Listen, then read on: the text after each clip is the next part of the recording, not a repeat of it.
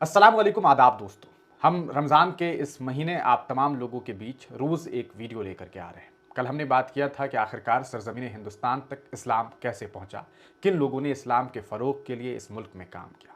आज हम बात करेंगे हिंदुस्तान की पहली मस्जिद के बारे में और उस मस्जिद को बनवाने वाले एक ऐसे बादशाह के बारे में जिसने नबी पाक सल्लल्लाहु अलैहि वसल्लम के उस करामात को देखा जिसके बारे में कुरान में ज़िक्र है।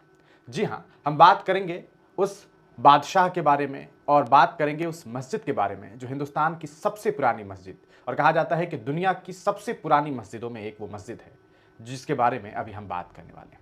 दोस्तों, आप तमाम लोग जानते हैं कि हिंदुस्तान की सरजमीन हमेशा से तहजीब, मजहबी हम आहंगी और मुख्तलिफ तहजीबों का मरकज़ रही है। आज हम आपको एक ऐसी ही दिलचस्प दास्तान सुनाने जा रहे हैं जो सिर्फ एक शख्सियत की नहीं बल्कि हिंदुस्तान में इस्लाम की आमद की भी है। ये कहानी है मलाबार, जिसे आज आप केरल के नाम से जानते हैं, उसके राजा चिरामन पेरुमल के बारे में।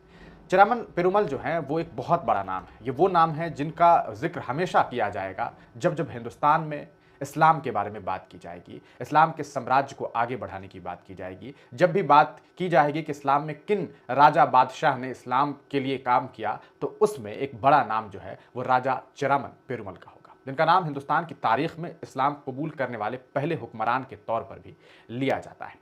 आपको बताते चलें, कहानी 7वीं सदी से शुरू होती है, जब आप जानते हैं कि अरब के जो ताजीर हैं वो सरजमीन हिंदुस्तान में आया करते थे, खास करके दक्षिणी इलाके में जो तटीय इलाके हैं, जिसे आप साहिली इलाके कहते हैं, जो समुद्री इलाके हैं, वहाँ पर बिजनेस पर्पस के लिए सऊदी अरब से अक्सर ये देखा जाता था कि बिजनेसमैन पहुँचते थे। यकीनन आप जानते हैं कि जो तटीय इलाका है हिंदुस्तान का, वो पहले बिजनेस का एक हब हुआ करता था। मसाले और तरह तरह के बिजनेस जो हैं यहाँ से फलते फूलते थे और यही वजह है कि दुनिया के अलग अलग हिस्से से लोग सरजमीन हिंदुस्तान पहुँचते थे और अक्सर जो लोग पहुँचते थे वो आपको इन्हीं तटीय इलाकों में, और वो इलाका केरल का हुआ करता था।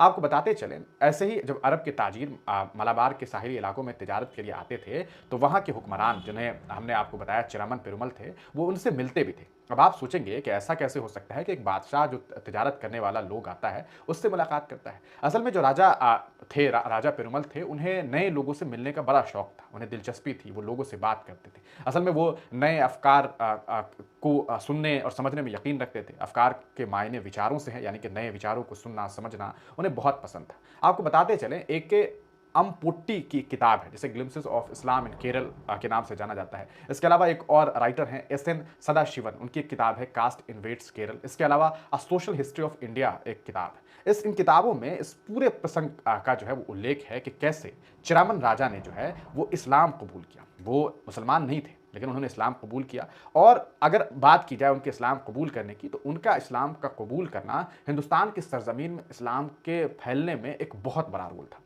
रिवायतों के मुताबिक मामला यह है कि एक रात जब वो अपनी रानी के साथ अपने महल के बाहर घूम रहे थे, वॉक कर रहे थे, जिसे आजकल आप मॉर्निंग वॉक, इवनिंग वॉक कहते हैं, तो इसी तरह वो इवनिंग वॉक कर रहे थे, तो अचानक उन्होंने चांद को 2 टुकड़े में बँटते हुए देखा। ये वही मौजज़ा है जिसे आप चमत्कार कहते हैं, मौजज़ा कहते हैं, जिसके बारे में इस्लामी तारीख में शक उल कमर कहा जाता है। इसे इस पूरे मामले को अगर आप इस्लामी तारीख में पढ़ेंगे तो इसे आप शक उल कमर कहते हैं, यानी कि चांद के टुकड़े हो जाने की बातें जो है वो कही जाती है। यानी जब हुजूर अकरम सल्लल्लाहु अलैहि वसल्लम के इशारे से चांद 2 हिस्से में तकसीम हो गया था। इस मंजर को जब उन्होंने अपनी आंखों से देखा तो उनके दिलो दिमाग पर ये बहुत इसका गहरा असर हुआ और उन्होंने इसकी हकीकत की तलाश की शुरुआत कर दी। उन्होंने जो उस ज़माने में कहा जा सकता है कि जो लोग हुआ करते थे, जो इन चीज़ों को समझते थे, जो ज्योग्राफी को समझते थे, जो नजूमी हुआ करते थे, उन लोगों को बुलाया और इस पूरे मामले की जानकारी लेने की कोशिश की।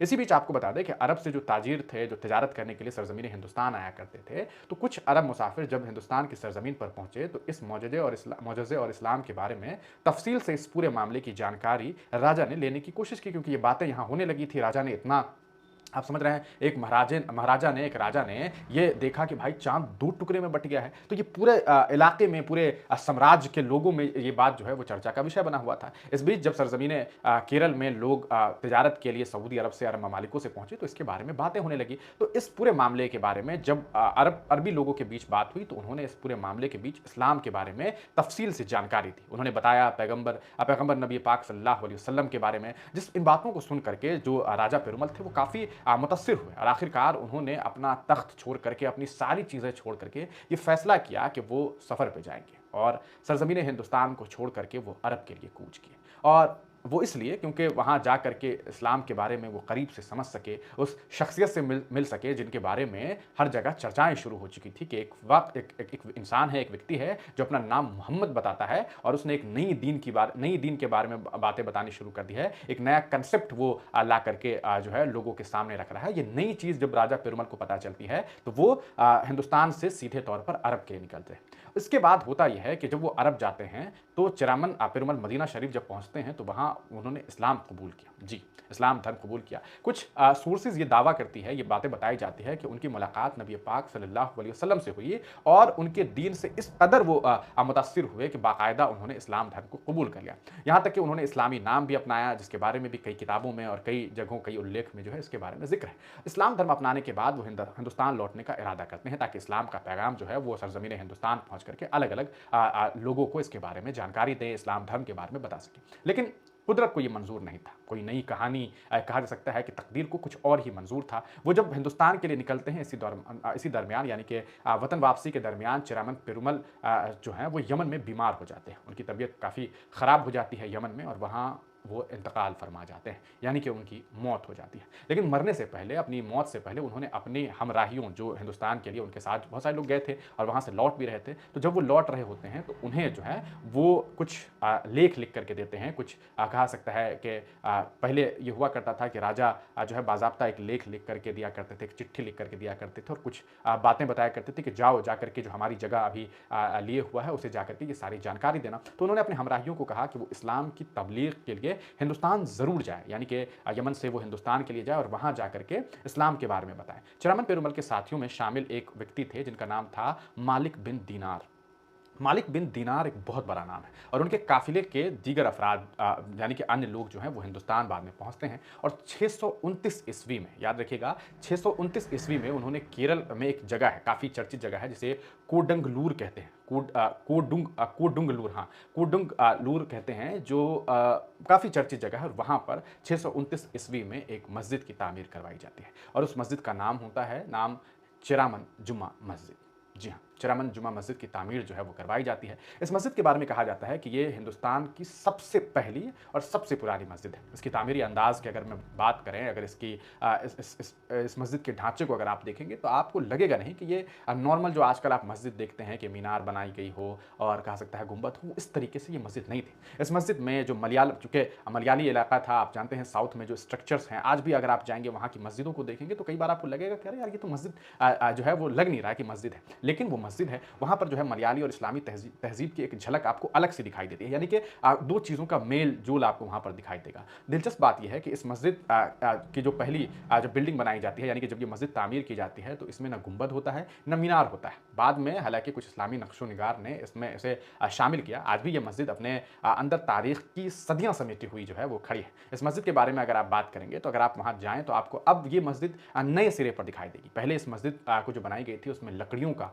बहुत इस्तेमाल किया गया था, हालांकि अभी वो उस रूप में आपको दिखाई नहीं देगा। चिरामन जुमा मस्जिद देखकर आपको स्पष्ट हो जाएगा कि इसमें जो है आपको मस्जिद और कहा सकता है एक ऐसी वास्तुकला का इस्तेमाल किया गया जिसमें आपको आजकल जो मंदिर है, आपको मंदिर में जो स्ट्रक्चर्स का इस्तेमाल किया जाता है उसकी झलक भी वहाँ पर दिखाई देगी। लेकिन वो मंदिर नहीं है, असल में जो वास्तुकला होती है, जो आर्ट है, जो कल्चर है, वो आपको हर अलग अलग हिस्सों में दिखाई देता है। और यही चीज़ है कि वहाँ पर आपको देख के लगेगा कि अरे यार ये मस्जिद है, ये मंदिर है, या दोनों मिला करके जो है ये इसकी तामीर करवाई गई है। आपको बता दें एक मीडिया रिपोर्ट के अनुसार इस मस्जिद में तब से अब तक हर धर्म के लोगों का आना जाना लगा हुआ है, यानी कि तमाम धर्म मजहब के लोग यहाँ जाते हैं। इसलिए यह सांप्रदायिक सौहार्द की प्रतीक भी कही जाती है कि इस मस्जिद में तमाम धर्म मजहब के लोग जाते हैं। साथ ही इस मस्जिद में एक दिया है, दिया यानी कि जिसे आप रोशनी कहते हैं, एक चिराग है, वो हज़ारों साल से जो है वहाँ पर रोशनी दे रही है। और कहते हैं कि वहाँ जो है दूर दराज से लोग जाते हैं और वहाँ उस दिए में जो है वो तेल जो है वो ले करके जाते हैं ताकि वहाँ जो है वो दिया रोशन होता रहे। कह रहा है कि बाकी मस्जिदों की तरह इस दिए के लिए तेल भी हर समुदाय के स्थानीय लोग वहाँ पर दान के तौर पर देते हैं,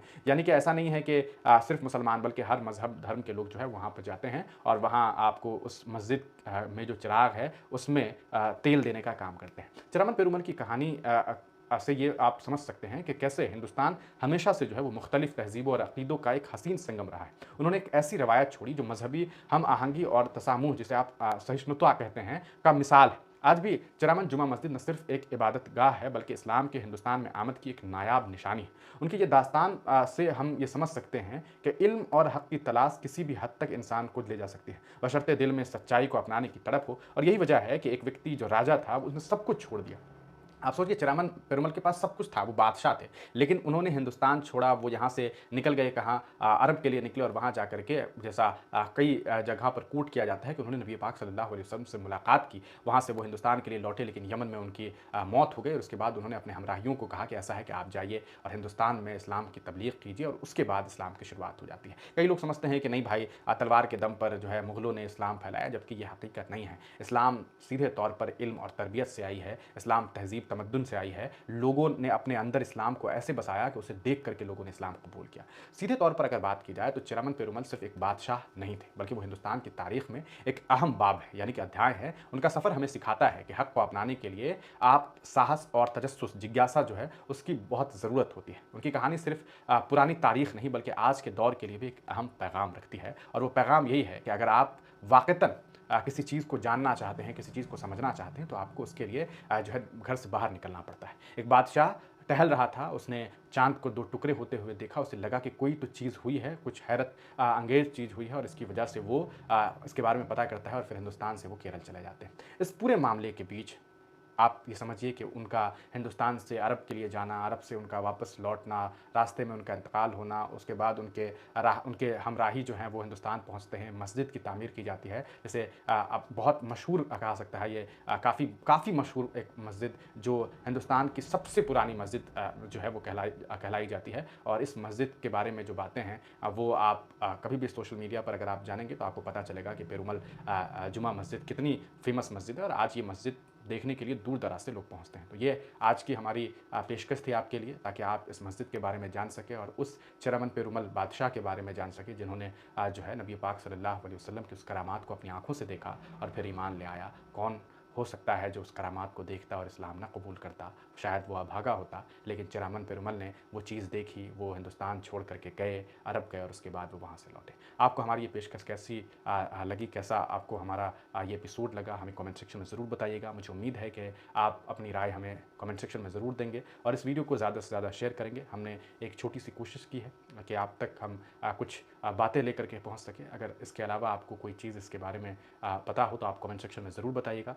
अगले कहा सकता है रमज़ान के दिन हम एक नई पेशकश के साथ आपके बीच होंगे। आप किस चीज़ पर वीडियो चाहते हैं हमें कमेंट सेक्शन में ज़रूर बताइएगा। हम कोशिश करेंगे कि आपकी राय के तहत भी नेक्स्ट वीडियो लेकर के आएँ। अगले वीडियो में हम इसी तरह की एक बेहद शानदार कहा सकता है वीडियो लेकर के आपके बीच पहुँचेंगे। आप तमाम लोगों का बहुत बहुत शुक्रिया। चैनल को ज़रूर सब्सक्राइब करें।